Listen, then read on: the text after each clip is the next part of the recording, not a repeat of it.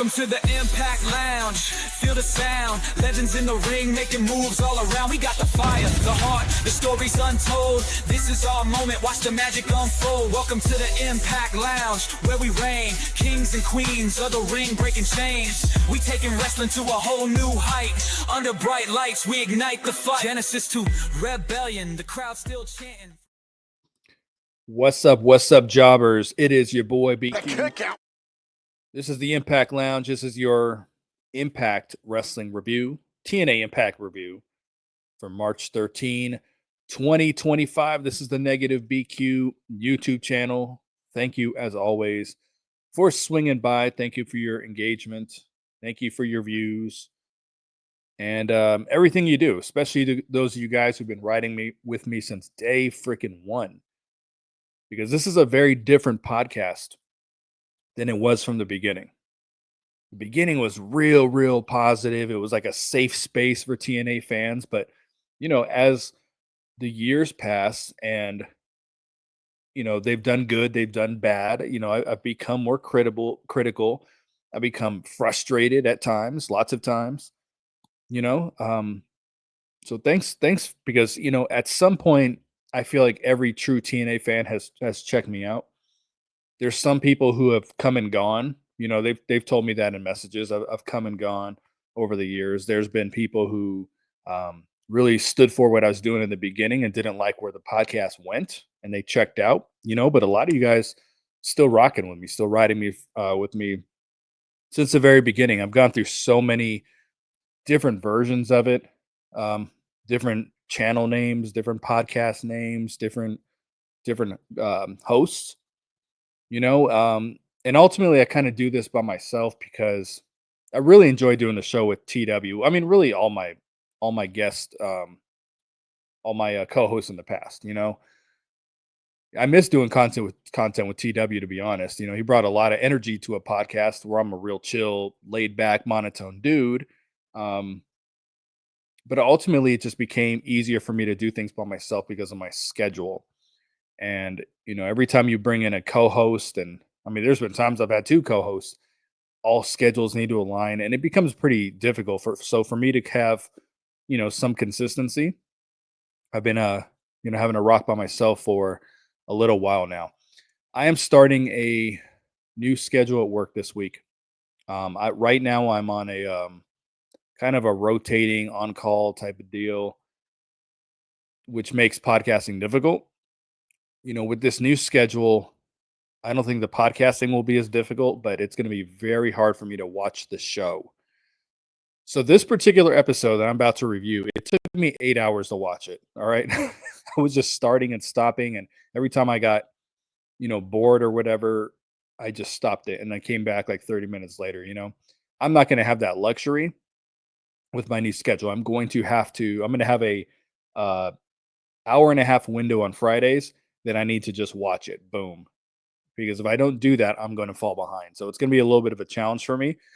I'm hoping also it's going to open a little opportunity for me to get some more content other than just reviewing the show in. So, we'll see. No promises, because I've had all sorts of ideas for this channel over the years that just never come to fruition because it just always comes down to one thing or another that makes it difficult for me to do. So enough talking. Let's get into this episode of TNA Impact. TNA Impact. Oh. Your ring announcer for the evening is Mackenzie Mitchell. Ding bong, ding dong, he's Stone Cold Aye. And your first match. This is so we got the main event coming up. It is in a steel cage. Okay, let me throw this out there first. I haven't watched Sacrifice. I don't even know the results of Sacrifice, which is crazy because people DM me match results on a regular basis, even though I always say I don't watch anything as it airs. I'm not someone who likes to be spoiled, but I always get spoiled because the majority of you watch it as it airs, which is not your fault. That's how you choose to watch it. I just choose to watch it later. But it's really rare that I watch a TNA Plus show and I don't already know everything that happens. The only thing I know is Moose, but I mean I knew Moose was going to win. That's not a huge shocker. I think that's the only one I want to say that's the only match result I know. There might be one other, but nothing crazy. You know what I'm saying? So I'm doing this review here, not knowing what happened at Sacrifice, not having a clue. I'm going to do my best over the remainder of today. You might get a late Sacrifice review, guys, because I told you it took me 8 minutes to watch this episode of Impact. It's going to take me a minute to get through Sacrifice. So I'm just going to have to try to, throughout the course of my day here, try to just do my best to watch it. So yeah, that's how we get down. So anyway, let's get into the episode. This is a go home show. Typically not my favorite types of episodes, but I thought this was a good show. I thought the wrestling on the show was very, very good. Minimal flipping and all that shit. Just more the kind of wrestling that I enjoy. So I was into it. I was digging it. The first match of the evening was King of the White People, Eddie Edwards. All right, son, I'm gonna need those 2 hams back. I don't have any hams. Lift up your shirt, son. And his opponent, Leon Slater. Stay here. I'm in charge. Do you feel in charge? I'm going to explain my King of the White People joke here. So when I was doing my last mailbag episode, I was trying to say that Eddie Edwards at one point, I'm not talking about right now, at one point I was trying to explain that he was really, really white bread and really boring. And, you know, everyone knows that if you've been watching the company for a while. And I was trying to either say King of the White Bread or King of the White Meat Baby Faces. You know, always has to give you royal designation when I give nicknames. Even my cats are kings and queens of something. I don't know what I was trying to say. It just came out King of the White People. So yeah, that's gonna be Eddie Edwards' nickname going forward. This was a great opener. I had to double check on this because as I've been doing, I watched the show on mute and I wasn't quite sure, so I had to ask some people. But yeah, it was confirmed that the winner of this match got the the advantage of the 5-on-5 cage match. It seems like it's essentially Lethal Lockdown. There's just no top to the cage, so they're just calling it a steel cage match. It's essentially Lethal Lockdown, though. I don't know if a babyface has ever won this match to see who gets the advantage, because it just makes sense that you have to give the heels the advantage, right? I can't think of a lethal. I'm sure there's got to be at least one in the history of the damn show where the babyface has got the advantage. And we're talking about, if you don't know what I'm talking about, with Lethal Lockdown, you start with 2 people. They come down every minute or 2, whatever, like the Royal Rumble. But obviously someone has to have a 2-on-1 advantage at some point. So that's what this match was for. So once they said that was the stipulation, I think most people knew who was going to win. You know, I didn't know the stipulation watching it on mute, so I was surprised. But I thought it was a really good match. I thought the finish was excellent. One thing I noticed with this go home show is that there was minimal cheating. There was a little bit, but it was pretty minimal compared to a normal week. You watch every other episode, there is interference. There is someone cheating to win. No one beats anyone clean. It's a disqualification, whatever. You feel me? So with this particular episode, it was weird. It actually felt out of place to get a clean victory by a member of the system. And I just thought the finish was really cool. I think Leon Slater tried to run at him into turnbuckles. Eddie missed. He ran into the turnbuckle, and then Eddie kind of schoolboyed him from behind. But he didn't actually pin him. They just kind of rolled through it, and then Eddie hit the Boston Knee Party. Eddie Edwards is so good. He is so good. I've been like critical of his conditioning, obviously. But if his contract came up recently, is there anyone in the company that resigns quicker than Eddie Edwards does every year? I just don't think there's any other companies looking for his services. I could be wrong, obviously, but I don't think anyone is. But they should be. It just, like if this dude like put some real work into his conditioning and got cut like JDC or something, like he'd be a real.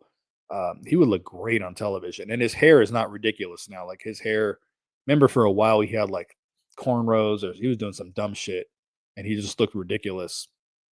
But he's I like how his hair looks. It's just like, man, if he just worked on the rest of him, on the body, you know what I'm saying? Because the work is there. The promos are not, but the work is there. He's definitely doing overall some of the best work of his career in this heel role right now, because there's very, very minimal talking. Moose is doing a lot of the talking, or they're kind of sharing the talking, or now Alicia's talking. You know what I'm saying? So, but yeah, Eddie's really good, man. Every match he does is excellent, and Leon Slater obviously is very, very good too. Talk about the future of this company. I think last week when I talked about the very few wrestlers that TNA has actually discovered, that were real excellent talents. I actually was speaking about the past, that was my intention. But then I brought up Masha, and I think I brought up a couple of people on the roster. I think I left Leon Slater off that list. Or maybe he was the reason I even started running off the list to begin with. I don't remember exactly, but one name I did leave off, it was Jordan Grace.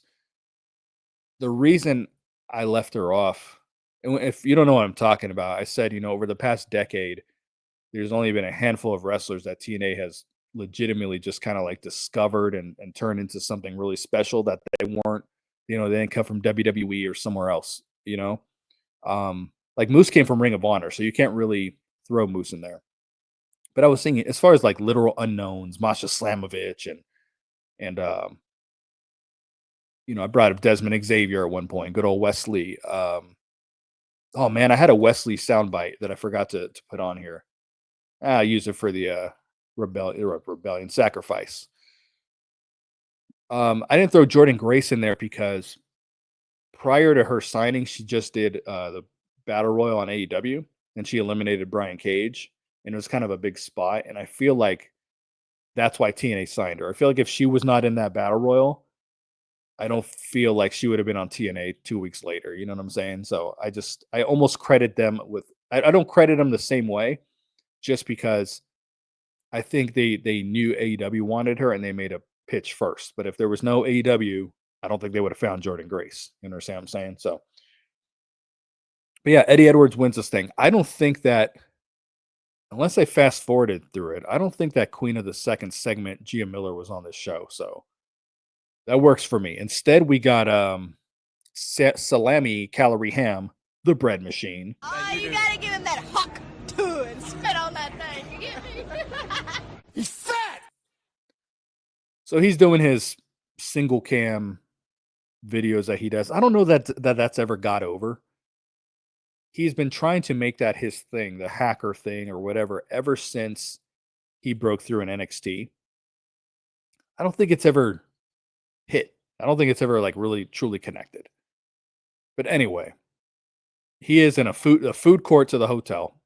I'm pretty sure, recording this. Shocker, right? And as he's recording, very conveniently, Mance Warner walks up. Outlaw Mud Show garbage wrestler. Along with Steph DeLander, the digital media champion. Oh my gosh, I hit the Laredo Kid for her. That is the wrong digital media champion. Steph DeLander. Everybody's been real nice. Well, that's because you have big jugs. So I guess there was, it happened on YouTube. They were like arguing in the parking lot or something. Santino, of course, is in the fucking parking lot. And he runs out and tells them they can't touch each other. I don't know if that was communicated on TV, though. It was if you're watching this segment. But yeah, they weren't supposed to have any physical contact or whatever. Man, Mike Gilbert's always talking about Mance Warner's talking. I didn't think he sounded good here. I thought he sounded indie as shit in the little bit he was talking here, but obviously we'll give him time. He's not a regular TV guy, but we'll see. I'm interested to see. I'm not looking forward to this match at Sacrifice at all, like not even a little bit. But I'm interested to see what Mance Warner becomes as we progress here in the company. Next on the menu, we have Wesley, aka Genuine, and he is with Tank and Tyrese, of course. Man, brownie points for any of you who when you look at Tank and Tyrese, whatever their fucking names are, Tyreek and Paul, I don't know. Brownie points for anybody who knows who is who out of that team. It's like their names are so similar. They look really similar. I don't know if they're brothers or not. I mean, they have some distinguishing features, but you know, they're kind of like the authors of pain, where you look at them like, I don't know who the fuck who's who, you know? But yeah, brownie points for anyone who knows, who can tell those two apart. Even though I'm very impressed with them, I just don't know who's who. That's all. Yeah, so Wesley was up next, and his opponent, the number one contender for the Digital Media Championship, Laredo Kid. AKA the fabulous Job Rado Kid, AKA the sensational Jabroni Kid. This match was fine. It went a little bit long because Laredo Kid does not wrestle on this fucking show ever. He certainly does not beat anybody on this show. But now you know you have to like promote him a little bit for this upcoming sacrifice in El Paso. So you got to get Laredo Kid on the show. He of course loses. I don't think that's a shocker to anybody. I think Laredo Kid has 2 wins in this company. I think he beat John Skyler once. He beat obviously Crazy Steve for the Digital Media Championship. And then I think he defended the title once before AJ Francis beat him. I feel like it was a Impact Plus show where he was supposed to fight Rich Swann, and then they switched Rich Swann out with Jake something, or so, it was something kind of weird like that. I don't remember, something due to injury or travel issues or whatever. I think he has like 3 victories in this company, and he's been around for a while. He was even around during like the Global Force Wrestling days. Him with Garza Jr. You remember what a big signing? He wasn't a signing, but it was like a real big deal. Oh, Laredo Kid. Fuck out of here. Anyway, Wesley obviously wins this match. Afterwards, Trey Miguel and Ace Austin came up and cut a good little promo. You know, Trey Miguel was saying, you notice we waited for the match to be over before we came out, didn't attack you like cowards or whatever. So I thought that was pretty good.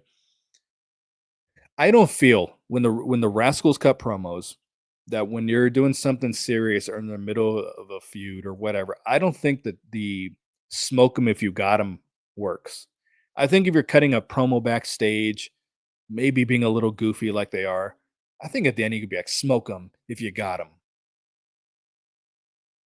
They say that in the military a lot. Say we're like in a training class or something like that. We have to get a 15-minute break every hour when we're in training. So when you have that, they'll always say, smoke them if you got them. Because half the fucking military smokes. I don't. But half of them smoke, and they can't go more than a few minutes without a cigarette. So they say, smoke them if you got them. All the smokers get up and we're all excited, run up. So stupid. Anyway, I don't think it works when you're trying to cut a serious promo here against like your opponents at the end. Smoke them if you got them. The phrase doesn't even make sense in the context of wrestling anyway, but whatever. Ace Austin came out, and they got the 6-man tag coming up at Sacrifice. Not coming up. Sacrifice has already happened. For me, it's coming up. But they got the 6-man tag. I don't know who's going to win. I would imagine, or who won. I would imagine Rascals and Ace Austin. And then Ace Austin's going to return right back up to the same fucking spot on the card that he's always been. I mean, just the fact that they've never got him up to the main event level, even with Chris Bay's injury, and they had a real opportunity to like create a huge baby face with him. He's just in that same middle of the card doing tag wrestling. I don't even think he would win the X Division title at this point. Obviously, he wrestled for it at Genesis, but I mean, I don't even realistically buy him winning that title right now. He should be just at the top of the card. And, some people might say, well, he's small. He's like 5'8". MJF's 5'8", MJF is not a tall dude, but MJF works on his body very well. He has like a giant head, where Ace Austin has, big legs and big, you know, big arms. Like he looks bigger than he is. So, I mean, I think he could be in that world title picture, but it's just, yeah, this match of sacrifice is going to happen, and he's going to go right back to the middle, like where he always has freaking been. What do we got after this? We have on his cell phone, playing on his phone, Santino. Sometimes maybe good, sometimes maybe shit. I don't understand what they're doing with the Santino dude, other than annoying me and pissing me off. You either see him walking up at the right time, right place, right time, or he's on his phone not paying attention. So how is he always in the right place at the right time if he's just fucking around on his phone? He always seems like he's somewhere. Dude, in the early Santino days, he would go outside and be on his phone, like he was trying to get away from people, and then they would find him, and he'd be like, oh. But then the next segment, there's a brawl, and here he fucking is. All right, so he is interrupted by Spitfire, Jody Threat. I just felt like running. And Danny Luna. God damn, bit like Mewtwo. And they're very upset over what happened last week. In the gift that gift keeps on giving, Spitfire versus the Elegance Girls. And it doesn't matter how many times Spitfire beats them. They keep wrestling. This feud. So I think I said this a few weeks ago. If not, I've said it to people in chats. They have no idea how to get out of this feud. Yeah, I have said it on the podcast. They have absolutely no idea how to get out of this. I understand they're trying to drag it out because they're the only two teams. And they weren't trying to do the predictable thing of just flip-flopping the titles like they always do. But this is going on forever. We are in the middle of March here. This feud has been going on the entire year. And I believe the last couple months of last year. Right? So this is not ending. This is like a good 5-month feud at this point. And as much as we love long-term storytelling, this is not it. This is the one that they just keep going with and going with and going with, and it is the one no one has interest in.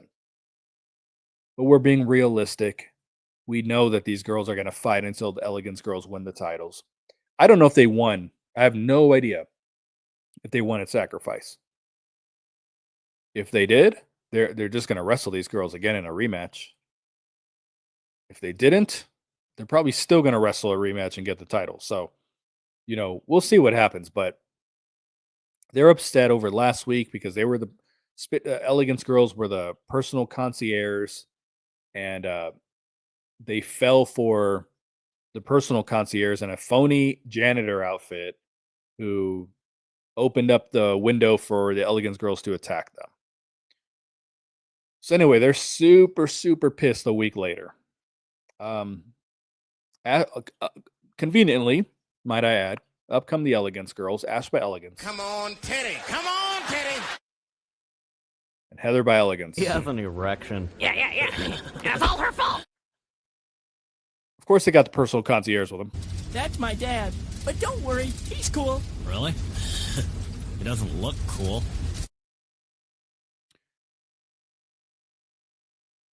Man. So they're all arguing.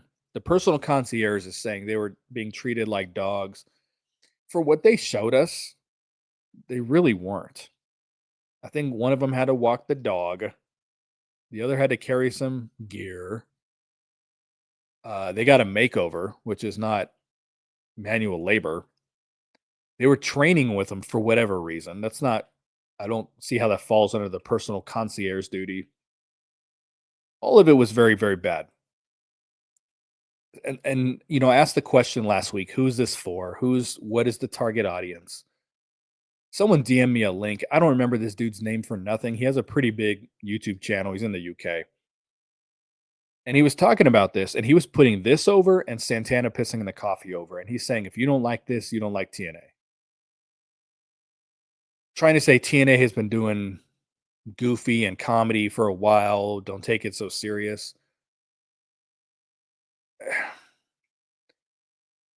I I like humor, guys. I do. I love humor. Okay. I don't watch a wrestling show, and I'm just gonna be Mr. Serious Pants and I want to laugh. I enjoy laughing. Okay. What they're doing with this is not funny. This is not a little bit funny. And I don't want to keep beating that horse because I feel like I do every single week talking about how unfunny it is. But it's like I will say this, okay? Most people in the human race want to be funny. They enjoy how it feels when people laugh at the things that they say. So I think most people on this earth would love to be funny, would love to be hilarious. All right. But not everyone is. When you're watching the Avengers, Robert Downey Jr. is funny as shit, right? When he's Iron Man. He's a funny dude, so he can be funny. You know who's not funny? The motherfucker who plays Captain America. So he's not in there cracking jokes. He's got a couple funny scenes here or there. It requires one-liners instead of trying to tell a joke. But you got to understand your strengths and weaknesses, and these girls are not it for humor. They're not. I feel like every time they come on screen, I just talk about them like way longer than I should. Anyway, Santino has this great idea that at Sacrifice there's going to be a handicap match, a 3-on-2 match. All the girls and the concierge are fake counting on their fingers because there's 2 of us and 2 of them. Santino says they'll have a mystery partner. The mystery lasts about half a second, where he said it's a personal concierge. I'm going to imagine, even though Ash is going to be gone for a bit, I mean, the titles mean nothing. Obviously, everyone's assuming, again, I haven't seen the show. Everyone's assuming, well, Ash is leaving for a month. That means Spitfire has to win. Fucking Nick Nemeth is off the show for a month. The Hardys are constantly off the show. They tape it like they're there, but they're not. I'm pretty sure you can do the same with the Knockouts tag titles who have no opponents. So yeah, it's going to be the personal concierge and the Elegance Girls versus Spitfire at Sacrifice. That's going to be a Matt classic, I'm sure. Next up, we have Knockouts action. We have Queen of the Rubber match,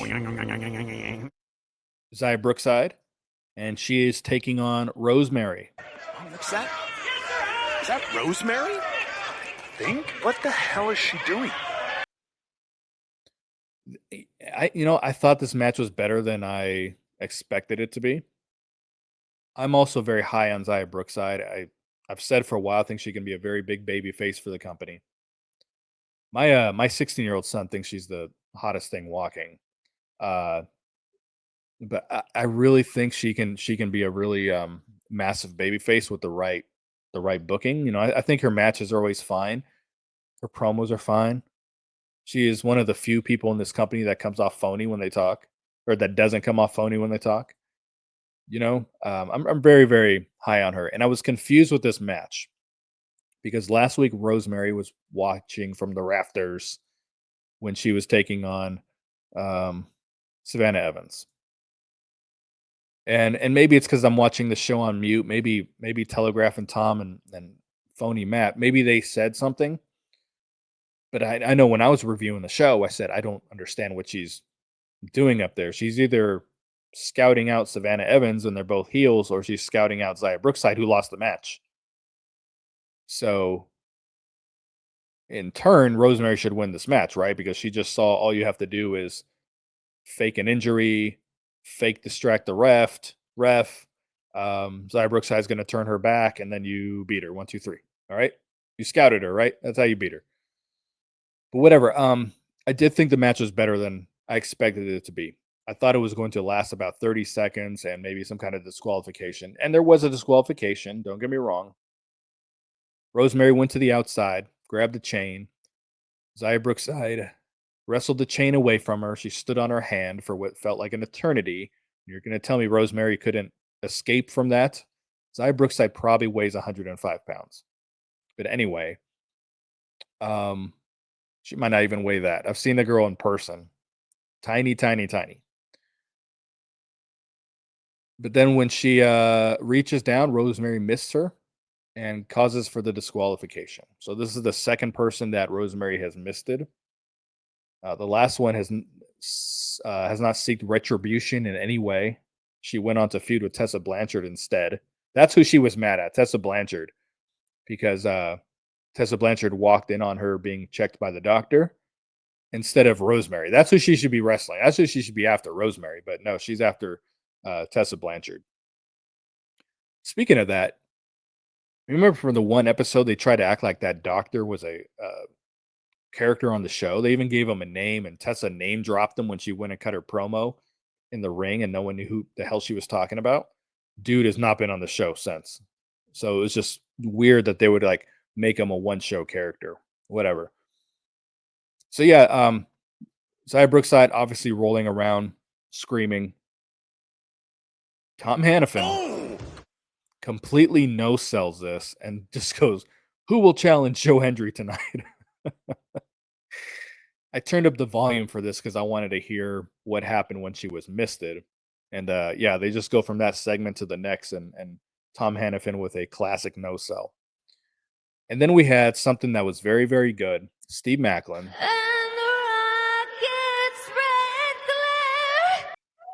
He is fireside. He is having a drink. There's a fire. I would imagine he's outdoors. I hope he's not setting up a fire inside. And then we up comes wearing his TNA jacket, King of the Rah Rah speech, and star of the hit show Vinyl Obsession, Eric Young. Those times of like the rah rah speeches and like getting everybody up, because like nobody really get motivated off that stuff anyway. I must reiterate, the only person who watches Vinyl Obsession is Mike Gilbert. Oh, hi, Mark. So I thought this was really, really, really good. They are not going the traditional Eric Young turned on him, because remember that's where we had said it was going. We had assumed Eric Young was taking over the Northern Armory, number one. We assumed number two he was going to turn on Steve Macklin. He did assume the Northern Armory, but he hasn't really turned on Steve Macklin. There's still this mutual respect, because usually when they name drop words like respect, best friend, that means a turn is coming. It kind of happened, but they were painting that picture for the long time. Hey, I trust you. I respect you. That's another word. I trust you. That means someone's turning. I trust you. I respect you. And they're still rolling with that. So Macklin is still cool with Eric Young. Eric Young's still cool with Macklin. And then, but he's aligned with the Northern Armory. So this is probably the second best story that's going on right now, other than Mustafa Ali and Mike Santana. I'm very interested in this because they're approaching it a little bit different. You know, Eric Young sat down. He poured a drink. Macklin poured a drink for him. And you know, he said, "Hey, as long as you're fucking with them, you're not fucking with me." And then he gets up and says, "Enjoy the drink." I'm interested in this. I'm really looking forward to seeing where it goes, because it is probably, it's going to take over here as the best story, because I would imagine Santana and Ali, that story is going to come to a halt for a second. I think they're going to revisit it at some point, but I feel like it's kind of tapering off, and then this is going to take over as, you know, the best feud. The next match, we went downhill here. This was a steep, like 80-foot drop. The next match on the card, JDC. These are spirit fingers, and these are gold. His opponent is the TNA version of the fart in church, Cody Deaner. I pray that the blessing of Almighty God may rest upon your counsels. They actually advertised this match. If you want to have it on the show, cool, but they actually tweeted a match graphic out And people are like, I don't want to see this. Why are you promoting this? This is not going to get people to watch the show. I'm here to tell you right now, we don't care. Let me tell you something. We don't care. So Cody Deaner comes out and he is cutting this promo that would not end. I am a father of 4, which awesome. We love kids around here. And I will give him some props here. They started the "We Got Kids" chant, and he said that's somebody else's gimmick. He's talking for what it seems like forever. I thought Dango here did a very, very good job on the mic. He's probably happy he doesn't have to wrestle with a shirt because Eddie Edwards isn't tagging with him. I thought Dango did really, really good here, and he told him, leave the ring before you embarrass yourself, embarrass your kids. I thought he did a very good job with that. Cody Deaner is getting out of the ring, and then he says he is reminded that he does this for the people, and he asked the people, "Do you want me to leave?" And they said no, or do you want me to punch him 10 times? So he's trying to sell in advance that he's going to do the 1, 2, 3, 4, 10 punches in the corner. I told you guys when I went to the Snake Eyes tapings that he had a match with Hammerstone, and Hammerstone wanted to have a arm wrestling contest. And he says, well, I have to ask the people, do you want to see me in an arm wrestling contest or in a Las Vegas street fight? Of course, I'm yelling at the top of my lungs, arm wrestling. That's what I fucking want to see. Do not give me a fucking street fight. I'll leave. You know what I'm saying? But they had a match here. Johnny Dango Curtis wins. So they're trying to make the system strong out of this, which is good. The episode featured a couple dudes that we don't see wrestle on a regular basis, but that's what a go home show kind of should be. I don't want to see the two randos wrestle each other, but I don't mind the randos coming on as like the jobber for someone who has something more important to do at the TNA Plus show, because that's where I explained to you guys. Same with a lot of you. That's how I grew up watching wrestling, where the pay-per-view's coming up, and the two wrestlers weren't wrestling each other up to the pay-per-view in tag team matches or something like that. Like they didn't get their hands on each other for the most part, but they were both booked in separate matches to make them look strong, so that when the pay-per-view rolls around, you're kind of legitimately like, I don't know who's going to win. And in modern wrestling, they don't do that so much. So, I thought this episode was a nice taste, a nice touch. I don't know why I said taste. It gave it a nice touch where a lot of the people going to the pay-per-view looked strong. I don't feel like anyone wrestling on the show looked weak going into the show. So, I thought they did very good with that. Also, props to Dango for winning the match without his finisher. It gave him thumb to the eye and Falcon Arrow. After this, we have Ariana Grace coming to the ring. I'm sorry that people are so jealous of me, but I can't help it that I'm popular. And we got a tag team match coming up. This is Go Home Show 101 here. This is exactly what I was talking about. People wrestling at a pay-per-view, TNA Plus show, whatever you want to call it, and them having the tag team match beforehand, where two opponents are on one side, two opponents on the other. You understand what I'm saying. I don't even know what I'm saying. You understand what I'm getting at. It is Go Home Show booking 101. So in this match, we have Tessa Blanchard. Oh, I don't like this. That if the Nuggets don't win this.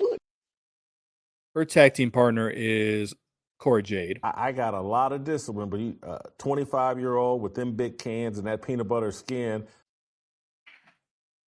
And their opponents are Lei Ying Lee From Chingchong, China. and the director of waste management, knockout champion Masha Slamovich. How do you like my garbage truck? This truck is in honor of Kamala and Joe Biden. I actually can't believe they didn't announce Masha versus Cora Jade as a garbage match at the show. I'm very shocked by that. Maybe I'm going to watch Sacrifice and it's a last minute stipulation. I'm shocked that it's not a garbage match. It's probably because there's already garbage matches on the show. That hasn't stopped them in the past. The TNA Plus show they did in January. I guess not January. I think it was December. They did 3 garbage matches in a row. So But I'm shocked they didn't for this. I didn't think this was very good. As talented as the girls were in the match, like Cora Jade isn't good. Like that's I can call a spade a spade. The other three girls are pretty good. Lee is okay. Obviously, Masha and Tessa are excellent. I didn't think this was very good. But the finish of the match came with Cora Jade hitting Masha with the belt. Tessa disposes of Lee outside the ring, comes in, hits the buzzsaw DDT, and wins. And something that I've been kind of critical about, me being critical, shocker, right? Something I've been critical about with this company for a while, wrestling in general, is foreshadowing opponents. And the feud is Masha versus Cora Jade. But the whole time they're feuding, they're also telling you, well, Tessa Blanchard is going to wrestle Masha Slamovich. We know Cora Jade cannot beat Masha. Like, we know that. But at least just give us the respect as fans of just getting into that story. And then if you want to move on to Tessa Blanchard, move on to Tessa Blanchard. Tessa's got an opponent. She has a storyline. But you are also letting us know that she's going to wrestle for the Knockouts title. So Masha is clearly not going to lose. In the history of professional wrestling, has that ever worked out for the company? Has it ever been like someone in the position of Tessa semi-feuding with the champion, but the champion loses the title before she ever gets to her? Has that ever freaking happened? So it just, man, I just wish they would just let Tessa just have her feud with Lee, let Masha have her feud with Cora Jade, and then after the match, fucking move on. But they've been letting us know for a while that this Cora Jade match doesn't matter. So after this, my friends, we had we were on a downhill here for a little bit from Dango and Cody Deaner to this. Like, we were downhill. We shot back up very rapidly here for the Summit, which was Mike Santana. That's nasty. And Mustafa Ali. If you vote for me, all of your wildest dreams will come true.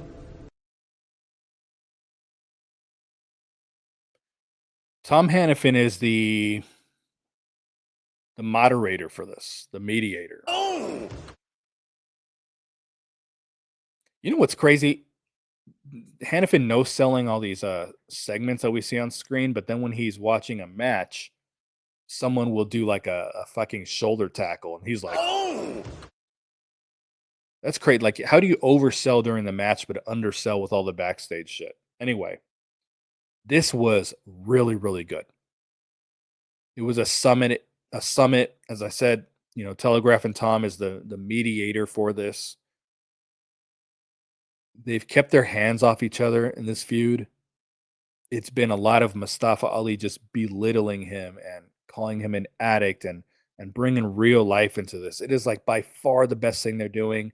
And I feel like they're the ones spearheading this. I feel like it has nothing to do with TNA Creative. I feel like they 100% are handling this feud. I could be wrong, obviously, but that's just what it feels like because it's so different than everything else on the show. I mean, Mustafa Ali has been so perfect throughout this whole thing. I shouldn't say perfect because the angle last week with the piss in the coffee was unnecessary. It was bad. It was phony. Tasha came and brought him the cup, and it's supposed to be hot coffee, and he like downs it. So that was also that was all very bad. They really got back on course with this here. And Ali goes into this whole after I beat you, you're gonna go home, you're gonna pour yourself a bottle, you're gonna have a drink, and then another one, and then another one, and then you're gonna let everybody down, including your daughter. And then Mike Santana loses it. Obviously, everyone's backstory is very, very different in this company. You can't just recycle the storyline. Obviously, not everyone is an addict. You can't, but you gotta find a way to carry this energy over into some of the other things on the show. Every time you bring real life in, it works. It works every time. And again, everyone that maybe doesn't have that kind of backstory, but whatever energy went into this feud, you have to put it throughout the rest of the show. Not every single feud. Let me not say, not the rest of the show. There's some that you can feud and it can be very, very basic. But I feel like the Mance Warner and Sami Callihan thing, they could have found a way to bring real life into it a little bit because these guys have a history. But they haven't. They just kind of went from 0 to 100 garbage match. But I feel like they could have found a way with that particular feud to make it special. They didn't. But this is some like really, really good stuff. As soon as it is over, this is consistent now. Every time Mustafa Ali and Santana do something incredible, the commentary fucks it up. So as soon as it is over, Matt Raywall. Hey man, I really appreciate that Patrick Price on my insurance, Jake from State Farm. Completely no-sells it and starts, who will challenge Joe Hendry tonight? Now we're going to rewind here, okay? When they did this summit, my assumption was that it was pre-recorded. Watching the show, it's a pre-recorded segment, right? Because Tom Hannifin's there. When it's over, Raywall is who will challenge Joe Hendry tonight because he's the only one. They are trying to play that he is the only one in the commentary booth because Tom Hannifin was doing this with Ali and Santana. All you had to do was say this was recorded earlier in the evening because this was just like the Ash by Elegance and Heather and Spitfire shit. It was cinematic. It had background music. So obviously it wasn't being shot in real time, you fucking goofs. So there was no reason to move on and for Raywall to act like he was the only one in the booth. Just say this was recorded earlier in the evening. You're not going to want to miss this. But instead, they're acting like it's in real time, but they're not presenting it on TV to us like it is in real time. This fake and phony wrestling show. You're a fake and a phony, and I wish I'd never laid eyes on you. Oh. Man, you know what I didn't mention about that Knockouts tag before this? Speaking of good old Tom. I had the volume up for their entrances. I don't know why. I just did. And Hannifin goes, Ling Lee is undefeated since coming to TNA. How many matches has she had? Like 3? 3 at the most. She wrestled a jobber. She wrestled another jobber in Savannah Evans. And then she wrestled Rosemary in a fucking no contest, right? There wasn't a finish, right? Because she missed it her? No. She did beat Rosemary. Rosemary missed it her after the match. She's wrestled, what, 3 times? She's undefeated since coming to TNA. You fucking phony Tom. Oh, and I kick out. That sound means that it's the main event of this show. So they have been promoting all night that Joe Hendry is defending the world title. Why? Because they have to get his fucking theme song on the show like they do every single week. And I praised them last week. Praise them for not making Joe Hendry defend the world title on TNA Plus because he had no opponents. I praise them for finding something different for him to do instead of forcing a feud. Now, this wasn't a feud, but they are now forcing him to defend the title because they feel like he has to defend the title. It's not going to be a TNA Plus, so let's do it on this show. Let's do it in a match that doesn't fucking matter. And, I mean, open challenges for the world title are so stupid to me because it's like all these other guys are working their asses off. So some of these guys are in the mid-card feuding for no titles because there's no title in the mid-card. These guys are busting their ass. And then 1 month you have a number 1 contenders match. And then 1 month you just say, hey, whoever wants a challenge can challenge. Now, I know this is a little different because Santino went and found the opponent for him. But Joe Hendry comes out, old fucking Doctor of Love handles, Joe Hendry. Believe that. Of Love handles. Brother Love handles. There we go. Maybe I need to change his fucking soundbite from Roman Reigns to Brother Love. Maybe I'll throw them both in there. It's my show. I do whatever the hell I want. So he is wrestling. He's defending the world championship. Out comes Santino. Sometimes may be good, sometimes may be shit. Another one that they have to get on screen. Play his music. People can chant Santino, Santino. So he lets him know he has a challenger for the night. But out comes Ryan Nemeth. Well, let me tell you something, brother. He is saying that he is using Nick Nemeth's world title shot. I would imagine he probably isn't. He says that he is, though. Hannifin's like, is this legal? It doesn't matter if it's fucking legal because it's an open challenge. And Joe Hendry's agreeing to the match. Whether he's using the championship clause or not, I have not missed hearing that phrase, by the way, contractually obligated rematch. We haven't heard that in months. Ryan Nemeth says it. It doesn't matter if it's legal. He went out. Joe Hendry's defending the world title against an opponent. So he went out there, and Joe Hendry agreed to it. So who the hell cares? Anyway, the match lasts 4 seconds because the bell rings. He walks into the standing ovation, which is a shit finisher, and beats him. And then Santino says, that is not the opponent that I had for you. Your opponent is the returning and departing Hammerstone. No question about it. I am ready to get hurt again. Do you know how disappointed I am that I've been waiting for his return so I can use that soundbite? And this is the only time I'll ever use it. I'm already retiring it. After debuting it, this may be the only time in history of the show, prior and going forward, that I retire a soundbite the same night that I debut it. Probably the Wes Lee one at Sacrifice, but that's different because I just forgot to load it up today. But yeah, so debut and retire Hammerstone. No question about it. I am ready to get hurt again. All right, so let's talk Hammerstone real quick. Obviously, very disappointing run. Very. You bring him on, and you remember in MLW, him and Jacob Fatu were 1 and 1A over there. You can't get one, you get the other. Bring that person on and make him a star, make him a main eventer. He comes out on in the beginning. It's a big deal.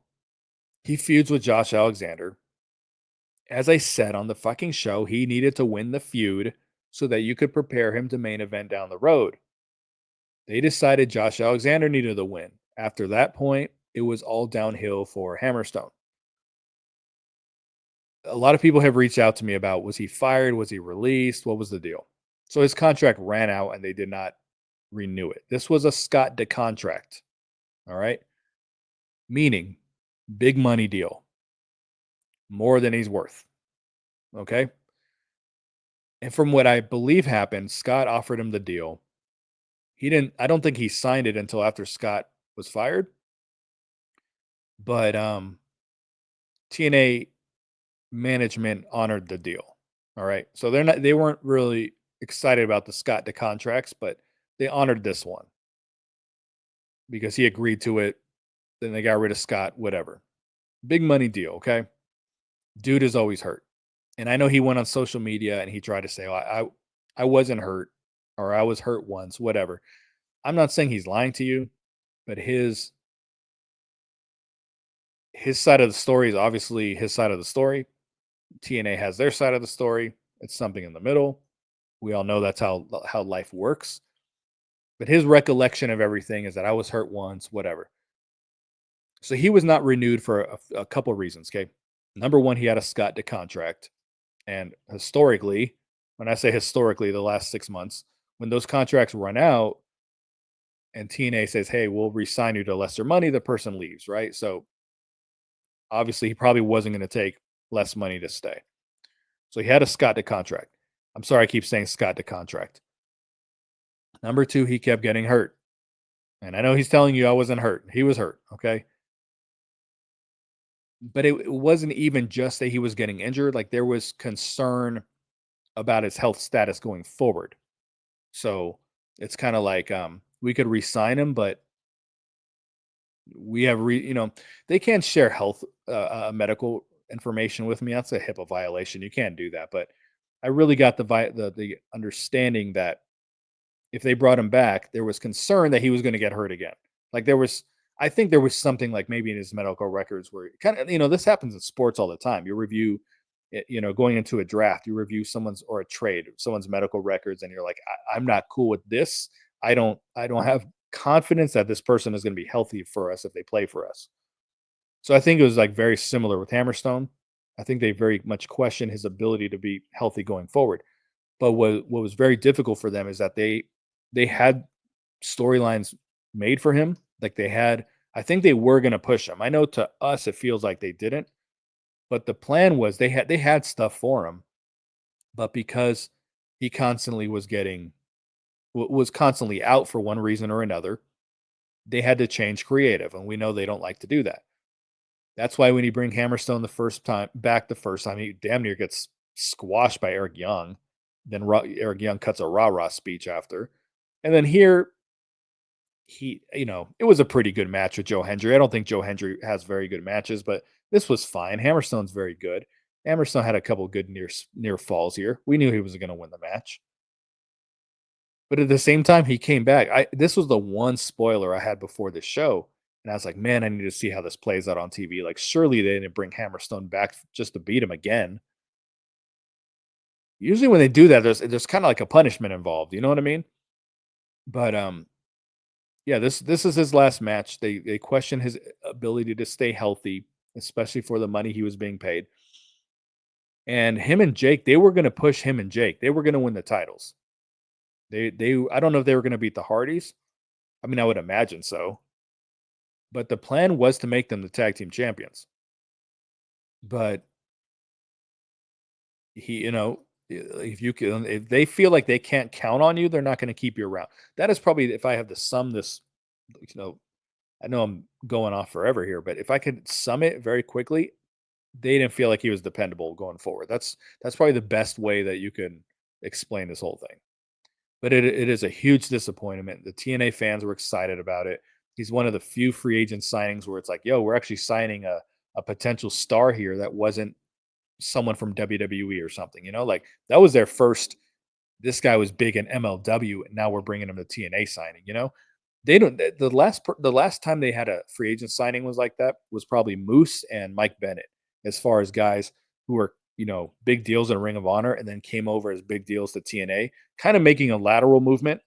I mean, TNA is bigger than Ring of Honor. They're big than what Ring of Honor was. They're bigger than MLW. But at the same point, it's kind of like a lateral movement. Everyone's a distant fucking third place from WWE and AEW.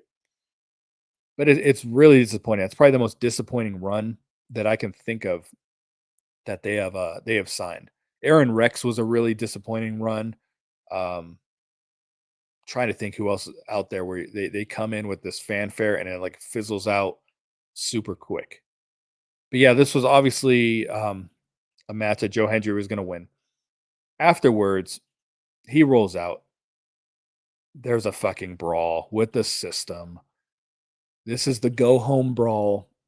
I mean, I don't excuse me, I don't know if there's a single go home show that doesn't end like this. It's melee, it's bedlam, Hannafin.